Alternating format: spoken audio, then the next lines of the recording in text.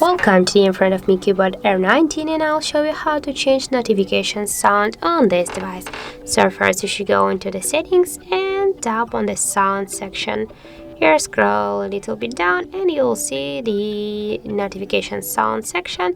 Just to change, tap here. Now we get the tada. And here, as can you see, we got all the available notification sounds that you can select.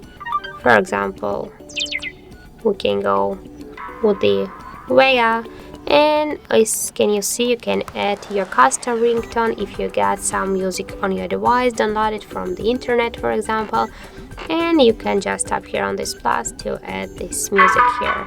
And now just tap here to OK to save the changes, and if we'll go back, we can see that our notification sound has changed successfully to the another one.